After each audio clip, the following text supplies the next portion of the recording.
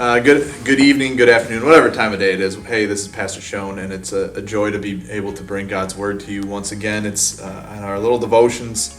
Today, as we think about God's Word and meditate on it, we're going to think about Psalm 1. Psalm 1 is the first psalm. It kind of sets the theme for the Psalms, which is meditating on God's Word and trusting in Him, and how we serve, fear, love, and trust in Him above all things.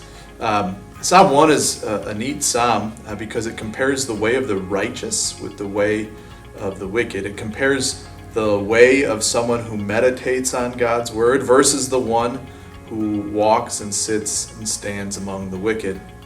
And before I read this, I'm going to share a story of my life just because, or a moment in my life, not personal, but this passage really emphasizes how someone who meditates on God's word is like a tree by a river. And when I was growing up, there was this river bottom road that we would take. That's the name of the road. And it would go from New Ulm, Minnesota, where I lived, to Fairfax. And I had a friend who lived on the river bottom road. And it was just a way to get around rural Minnesota. And in the dry, when summer would come, like here, it gets dry at times and the grass turns brown. But one neat feature when you were driving by the river bottom road is that you could always tell where the river was because the grass and the trees were green and healthy looking because of the water of the river.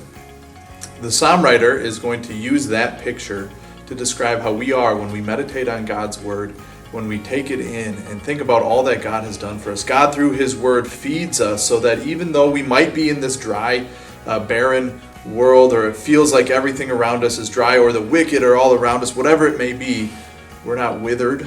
We're not fading, we're not fruitless, but rather we're green and vibrant and full of life. Not because of anything we've done, but because that's what God's word does. It fills us with life. And so the psalm writer encourages us, and I'll read it in just a second, to meditate on God's word day and night, to think about it, whether it's a whole chapter or the whole story, or maybe even just a little verse, to really think about what that means, how God has given up everything for you, how He serves you still to this day through His word, and how His word points you to the ultimate treasure, the thing that really does give you life, that Jesus came, died, and rose, so that you can be certain, no matter what happens in this world, that you have hope and a future, and the forgiveness and peace, even when everything seems upside down. Listen to the words of Psalm 1.